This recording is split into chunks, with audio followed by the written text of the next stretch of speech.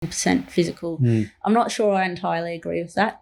I think it's more so unlocking your skills. So I don't know if you've read The Inner Game of Tennis at all. It's got a brilliant equation that I always talk about. So it's he's Timothy Galway. He's kind of, although it's on tennis, it's like the underlying mental skill. Like it's one of the best psychology books ever written. Okay. And his basic premise is that your overall performance is your potential minus interference.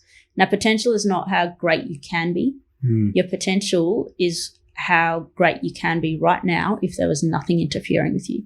So my skill level, physical skill level right now is my potential. So that's all the skills I've got over 15 years playing the game. I have a basic level of how I can bat, and that's me at my best. Now the issue in high pressure or high level, as you mentioned, is interference. So everything, that's all the noise. So whether it's, everyone has their different levels of interference. It could be the pressure of the game. It could be pressure you're putting on yourself. Anything that distracts you from performing your skill in this moment is interference. So your job, generally the higher level you go, the more interference there naturally is. So you need to develop techniques and skills to help reduce that interference, but your potential is still there. So everyone at the top level has a high level of potential because they've worked hard on their craft.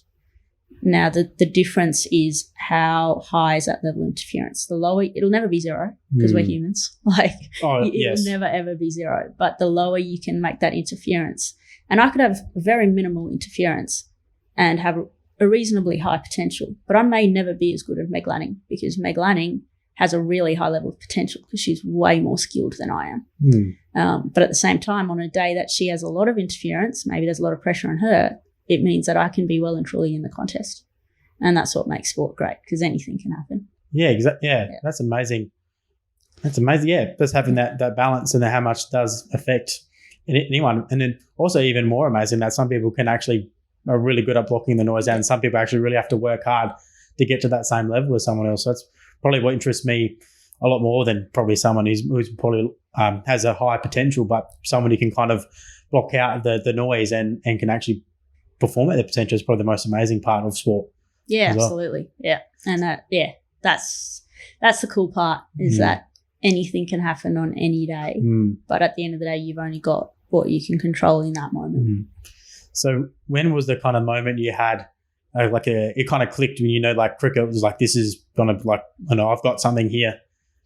It's a great question. I'm not sure it ever did. So I kind of like in WA cricket, especially when I was coming through, it's a bit different now. It wasn't that strong. So if you were half good, you kind of could get away with getting into state squads and junior state squads and things like that. And then once I got into the senior program, that's when I started finding it a little bit harder because all of a sudden everyone's good and you've got to really compete. And I never really cracked it, as I say, like I never really got consistent in the first team and consistent scoring runs, taking wickets.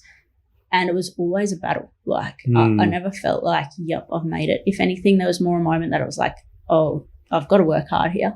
And I really wanted it and I really worked hard, but I never actually feel like I got the results that I wanted.